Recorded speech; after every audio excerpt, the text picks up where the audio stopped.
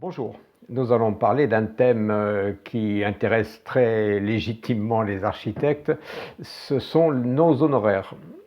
Autant je crois qu'il y a beaucoup de clichés de la part des gens envers les architectes, autant me semble-t-il, il y a probablement plus de clichés de la part des architectes envers les gens. Je parle du marché des non-professionnels de la construction, c'est-à-dire ce que j'appelle moi les néophytes, soit les particuliers, soit les bureaux, les bâtiments industriels, commerces, etc. Les architectes s'imaginent bien trop souvent et bien à tort que plus ils seront des honoraires bas, plus ça incitera les gens, ces néophytes, à signer avec eux. C'est totalement faux et c'est même probablement exactement l'inverse. Je vais m'expliquer.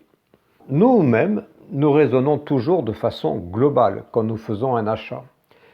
Quel produit, pour quel coût, pour quel investissement, avec quelle garantie, etc. et quelle qualité. Le détail après dans le prix ne nous importe peu. Je vais acheter une voiture d'occasion.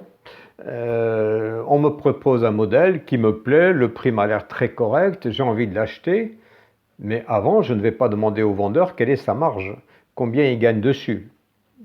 Qu'importe, il gagne 2000 euros, il gagne 5000 euros, qu'importe. Ce qu'il me propose me convient pas. Ou alors, je vais acheter un appartement, j'en trouve un qui vaut 150 000 euros, je le visite, il m'a l'air très bien, le prix me semble très correct, mais à ce moment-là, je ne vais pas dire à l'agent immobilier, alors, j'ai très envie de l'acheter, ça me convient, mais au préalable, je veux connaître votre marge, votre commission. Et l'agent immobilier va dire, bah écoutez, oui, moi c'est 12 000 euros. Et là, vous dites, oh, mais non, quel dommage. J'aurais acheté cet appartement si vous aviez eu une commission de 10 000 euros. C'était le plafond que je m'étais fixé. Mais à 12 000 euros, je suis obligé de renoncer. Bien sûr que non. Vous payez 150 000 euros pour un bien qui vous convient et qui vous semble tout à fait valable à l'achat. Et à ce moment-là, qu'importe dans la valeur de ce bien, combien il y a pour l'agent immobilier, combien il y a pour ceci, combien il y a pour cela. Les gens raisonnent exactement pareil quand ils sont face à un architecte. Quand ils sont face à un architecte, ils voient en cette personne la possibilité de faire l'opération globalement. Quand ils s'engagent avec nous, en fait, ils s'engagent dans leur tête psychologiquement pour la totalité de l'opération. Et combien coûte le plombier, combien coûte l'architecte, combien coûte l'étude de sol, c'est pas très grave. Est-ce que avec cet architecte, j'aurai le mieux possible pour mon investissement, suivant mes critères. Les critères sont propres à chacun, mais globalement, on trouve de façon transversale la sécurité, notamment financière, pas de dérive financière, la qualité des travaux techniques et les garanties. Voilà. Je signale d'ailleurs au passage, et ça je l'explique dans la formation en relation client, que la conception architecturale n'est pas une préoccupation des gens. Ils ont tort, on est d'accord, mais ce n'est pas leur préoccupation. Ce n'est pas forcément un argument à mettre en avant. Et la rémunération de l'architecte non plus. Qu'importe, qu'il coûte 12%, 14%, 16%, ça n'a pas d'importance. Ce qui compte, c'est avec cet architecte, est-ce que j'aurai le mieux possible? Est-ce que c'est la meilleure solution? Voilà la seule question. Donc, il faut découvrir les motivations subjectives et personnelles de chacun avant d'argumenter. Et je prends un contre-exemple, il ne faut surtout pas, comme j'entends de temps en temps, envoyer une proposition d'honoraire. D'abord, il ne faut pas envoyer un contrat, ça se signe tout de suite. On n'est pas des pavillonneurs qui sont contraints d'envoyer par lettre recommandée pour justifier, pour prouver la date, parce que certains avaient triché sur les dates. Une proposition, catastrophe, surtout pas une proposition, ça veut dire évidemment allez-y négocier. Et d'honoraire, honoraire est un mot à éviter, c'est un mot qui nous dessert, mieux vaut parler de rémunération, j'explique encore une fois dans la formation relation client pourquoi. Le prix bas Et la négociation est une catastrophe en stratégie marketing, pour employer le terme qui convient. Une catastrophe. Nous allons être choisis parce que nous sommes les meilleurs, les plus fiables. Et les meilleurs et les plus fiables, ce ne sont pas les moins chers. Les moins chers envoient de façon subliminale, si je puis dire, le message je n'ai pas beaucoup de valeur, la preuve je suis pas cher, je n'ai pas beaucoup de valeur, donc je suis pas très bon, et donc vous n'avez pas forcément intérêt à me faire confiance, et avec moi vous n'aurez pas le mieux possible. C'est exactement l'inverse de ce que se recherchent 99% des gens. Je ne parle pas évidemment de la signature de complaisance où là on cherche le rabais pour un coup de tampon, mais là on a d'autres réponses que justement ce rabais. Donc les gens raisonnent en prix global, et si nous nous en tenons à ce prix global, vous parlez toujours travaux plus maîtrise d'œuvre, y compris architecte, un projet de 100 000 euros, de 200 000 euros, de 400 000 euros, globalement, tout compris, vous verrez que la plupart du temps, les gens s'en tiennent à cette notion. Et ce qui est tout à fait logique d'ailleurs. Et si vous parlez d'honoraires, ne serait-ce que dans le contrat, on le verra, les honoraires apparaissent à un moment ou à un autre. Je vais y revenir. Quand apparaissent les honoraires, ne craignez surtout pas d'être un peu plus cher. Le bon positionnement, c'est surtout pas d'être un peu moins cher, mais d'être au contraire un peu plus cher que la moyenne. Par exemple, pour un bâtiment type maison individuelle de 300 000 euros, il est beaucoup plus judicieux d'être à près de 15% plutôt que d'être à 12%. Ça se signe beaucoup plus facilement, beaucoup plus facilement. Il faut que les architectes arrêtent d'avoir des fausses croyances en la matière. Beaucoup d'architectes m'ont dit, après avoir suivi ma formation, eh bien finalement, j'ai largement augmenté mes honoraires et ils ont des barèmes qui sont supérieurs aux miens, par exemple. C'est peut-être moi, du coup, qui suis peut-être pas assez cher, probablement même. On comprend beaucoup mieux la psychologie, le point de vue des gens quand on est nous-mêmes dans ce cas de figure. J'ai eu un promoteur qui me devait 90 000 euros d'honoraires. Rien que ça. Sans aucune raison, mais alors aucune raison de ne pas me payer. Assignation, j'ai une très bonne avocate, mais en face, il y avait un très bon avocat, un type très fort, et je perds en première instance, alors que j'aurais dû gagner, évidemment. Je fais appel, je change donc d'avocat. Quand vous faites appel, vous changez toujours d'avocat, c'est tout à fait logique. Alors ça, c'est dans la formation juridique et pratique. Et je cherche quel est le meilleur avocat des affaires sur la place de Toulouse. Je crois l'avoir trouvé. Je lui envoie le dossier, il accepte de me recevoir. Et il me dit, écoutez, oui, j'accepte ce dossier, je pense que vous pouvez gagner en appel, je comprends ce qui s'est passé. Voici mon contrat. Tout simple, hein, le contrat, 2 pages. Mon avocat, au départ, m'avait pris, je crois, 2500 euros pour cette affaire. Et là, je découvre évidemment le montant des honoraires, un forfait, 15 000 euros. Une fois que je me suis remis de mon émotion et que mon cœur a repris un rythme normal, je me dis, voilà, qu'est-ce que je fais? Ou je prends le meilleur avocat pour contrer l'autre en face qui est très bon, et je vais le payer, ou je renonce à tout. Inutile de repartir avec un avocat qui ne va pas être à la hauteur, puisque je vais perdre, donc c'est bon. Et moi, je ne voulais pas m'asseoir sur cette somme que ce promoteur me devait. Donc, j'ai signé. J'ai signé et j'ai gagné en appel d'ailleurs, parce que l'avocat que j'ai choisi a été encore meilleur, c'était assez spectaculaire, que mon adversaire. Si ce très bon avocat m'avait dit « Oh, mais moi, je vous fais une proposition à 2500 euros, proposition, sous-entendu baisser, faites-moi baisser », je me levais, je partais tout de suite, bien évidemment. Évidemment, j'ai vu à travers cet avocat la réussite du procès. J'ai vu les 90 000 euros, moins les 15 000, plus les 10 000 de dommages et intérêts. Bon, j'ai fait une bonne affaire. De même que l'on voit on cherche le meilleur médecin si on a un problème de santé sérieux, parce que derrière, il y a la guérison, etc. Et donc, derrière nous, le client voit le meilleur architecte possible pour réussir son opération, y compris financièrement, Autre exemple, j'étais en concurrence avec 2 architectes sur un projet d'une promotion immobilière, pas pour un promoteur immobilier, pour des néophytes qui s'étaient regroupés pour faire un bâtiment assez important. Je l'ai actualisé, c'est 2,5 millions d'euros, c'est pas rien, c'était un bon projet. Et chacun n'avait pas d'argument pour choisir, il ne savait pas lequel choisir. Donc ce groupe d'une dizaine de personnes nous a dit, écoutez, voilà, on va vous recevoir les uns après les autres et vous allez nous expliquer chacun pourquoi on devrait vous choisir plutôt que les autres. Voilà, à vous de nous convaincre en quelque sorte.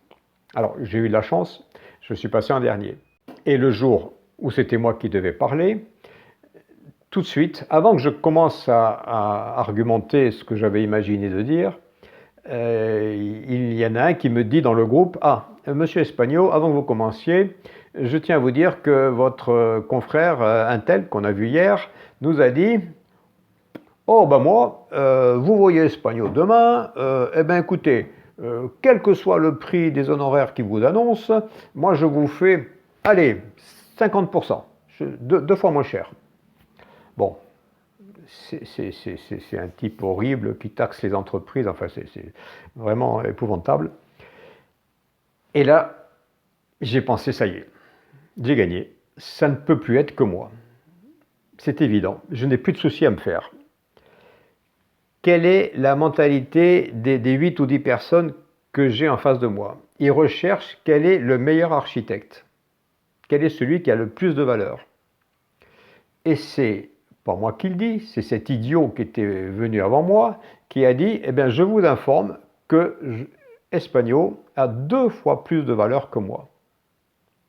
Et donc, le choix était évident pour ce groupe de néophytes. Évidemment, bien sûr.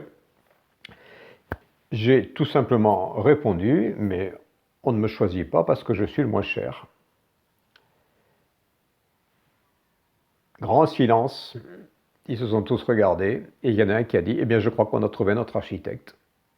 Voilà comment en moins de 10 minutes, j'ai signé un contrat de 2,5 millions d'euros parce que j'étais le plus cher. Donc, parce que j'étais pas le plus cher en soi, ce n'était pas le problème, mais parce que je suis bien apparu comme ayant le plus de valeur, et donc pouvant être le plus fiable et celui qui allait faire réussir l'opération.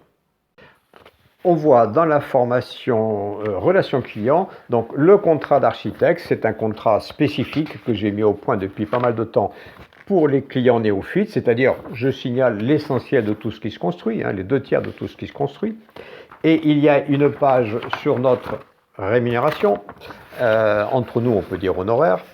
Il s'agit à ce moment-là d'un barème qui est dégressif suivant le montant des travaux par catégorie d'ouvrage, avec des tranches cumulées, c'est-à-dire qu'il n'y a pas d'effet de seuil.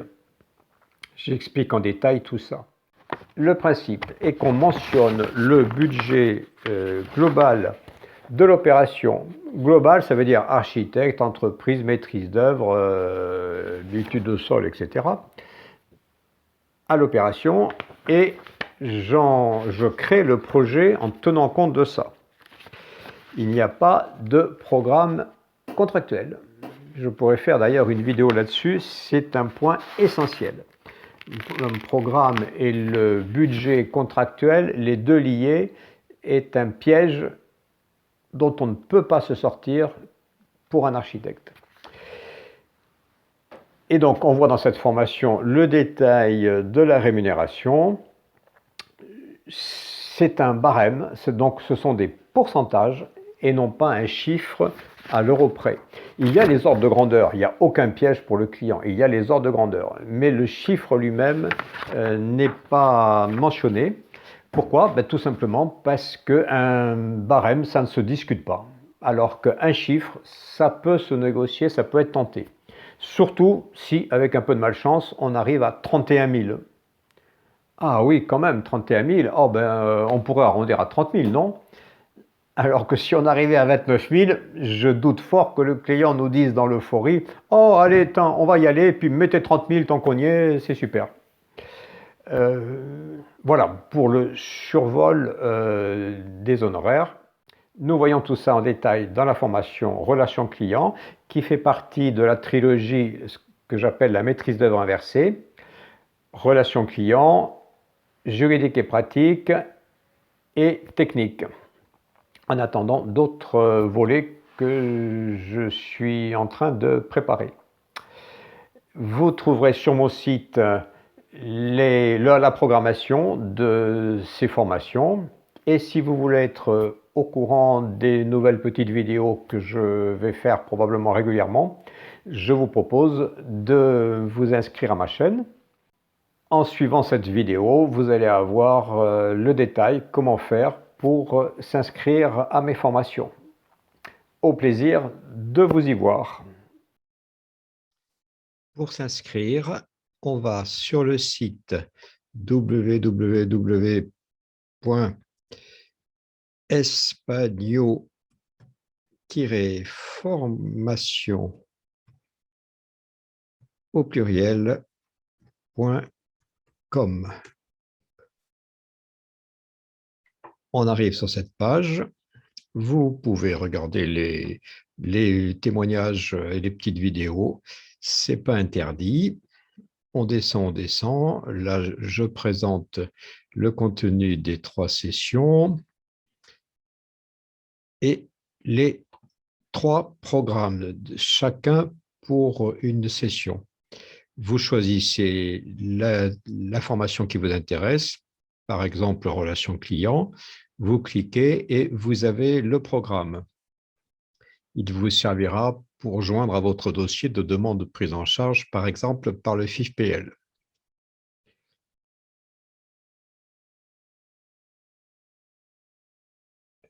Ensuite, vous descendez et vous choisissez une programmation, une session. Eh bien, par exemple, donc relation client, mettons celle-ci du 12 au 15 avril. Vous cliquez sur la convention d'inscription que vous avez ici. Vous l'imprimez, vous la remplissez, soit en PDF, soit en version papier. Vous la signez. Et vous avez ainsi la convention d'inscription. Pour s'inscrire, on continue à descendre. Choisir une formation, imprimer la convention d'inscription, joindre un chèque à l'ordre de Jean-François Espagno à mon adresse. Je vous confirmerai avoir bien reçu votre inscription. Si vous ne recevez rien, vous m'envoyez un petit mail de rappel. Peut-être que je ne l'ai pas reçu du tout.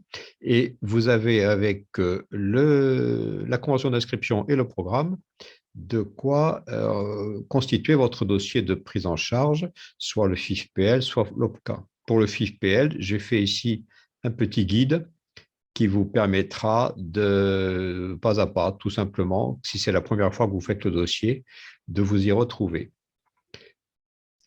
Le prix, 500 € hors taxe, 600 € TTC, 2 jours en présentiel, 2 jours consécutifs ou 4 demi-journées à distance, par Zoom. Si vous préférez payer par virement, ici, il y a mon RIB, vous cliquez dessus, que voilà.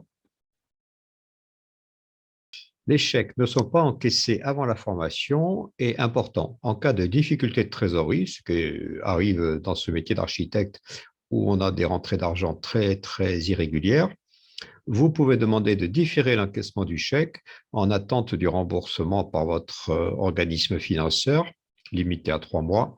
Et dans ce cas, il est indispensable d'écrire au dos et en haut du chèque attendre remboursement. Si vous ne le faites pas, j'encaisserai sûrement le chèque. Mais comme si c'est marqué au dos, je ne peux pas le rater, je ne peux pas l'encaisser par erreur, c'est impossible. D'autres informations générales, voilà, Datadoc certifié.